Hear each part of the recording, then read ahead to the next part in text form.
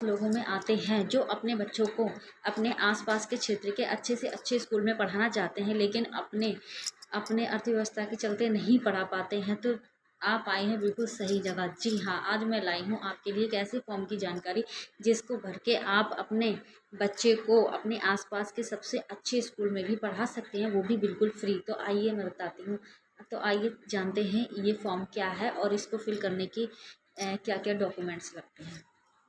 सबसे पहले जान लेते हैं कि ये फॉर्म क्या है। ये है आरटीई का फॉर्म, जिसकी फुल फॉर्म होती है राइट टू एजुकेशन, जिसका हिंदी में अर्थ होता है शिक्षा का अधिकार। तो आइए अब हम जानते हैं कि आरटीई के फॉर्म को भरने के लिए हमें क्या क्या डॉक्यूमेंट्स की ज़रूरत होती है।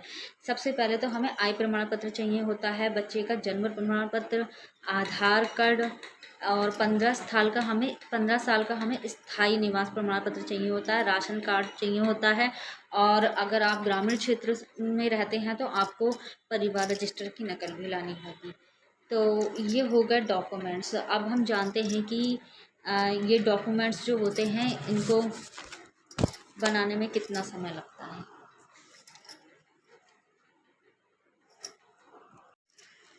तो अगर आपके पास कुछ कागज़ अनकम्प्लीट हैं, जैसे कि मैंने बताया आय प्रमाण पत्र, जन्म प्रमाण पत्र, बच्चे का आधार कार्ड, 15 साल का स्थायी निवास का प्रमाण पत्र चाहिए, राशन कार्ड चाहिए, और अगर आप ग्रामीण क्षेत्र में रहते हो तो आपको परिवार रजिस्टर की नकल भी लानी होगी। अगर आपके पास इनमें से कुछ भी कागज़ अनकम्प्लीट हैं तो आप जनवरी से पहले ही बनवाना शुरू कर दें, क्योंकि आरटीई का जो फॉर्म आता है वो आता है मार्च के महीने में। और जब ये फॉर्म आता है तो इसमें कुछ सीट्स जो होती हैं वो लिमिटेड भी होती हैं।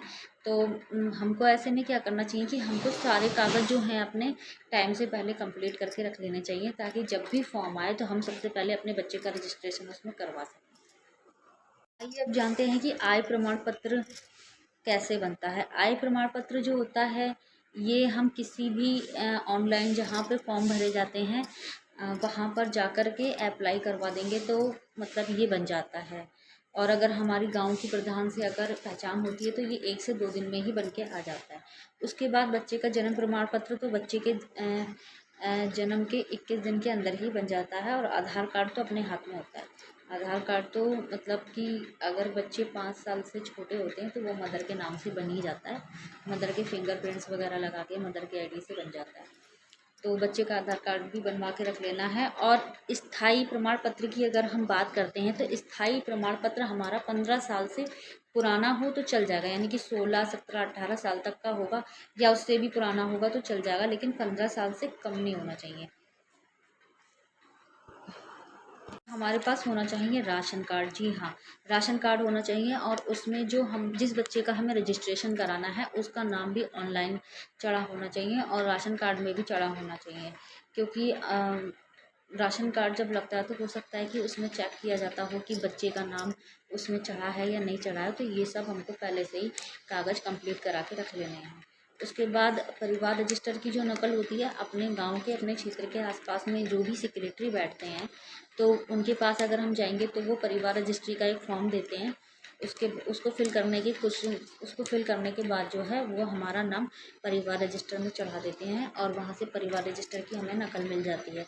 और अगर आप शहरी क्षेत्र में रहते हैं तो हो सकता है कि ये ना भी मांगे, लेकिन आपके शहरी क्षेत्र में जो भी चलता हो वो जो है आप कागज़ कंप्लीट रखें। आइए अब हम जानते हैं कि इसके लिए बच्चे की एज लिमिट क्या होनी चाहिए। जी हाँ, इस फॉर्म को भरने के लिए बच्चे की एज लिमिट 3 से 6 वर्ष की है। इसका मतलब ये है कि बच्चे की आयु 3 वर्ष से कम और 6 वर्ष से अधिक नहीं होनी चाहिए। 3 वर्ष से 6 वर्ष के बीच में होनी चाहिए, तभी आपके बच्चे का एडमिशन आरटीई में हो पाएगा। यह एक गवर्नमेंट फॉर्म है। तो आपको हमारी आरटीई फॉर्म से जुड़ी जानकारी कैसी लगी? अगर अच्छी लगी तो प्लीज़ हमारी वीडियो को लाइक शेयर ज़रूर कीजिएगा और हमारे चैनल को सब्सक्राइब ज़रूर कीजिएगा। और अगर आपको इस फॉर्म से जुड़ी कोई भी क्वेश्चन अगर पूछना है तो आप कमेंट बॉक्स में पूछ सकते हैं।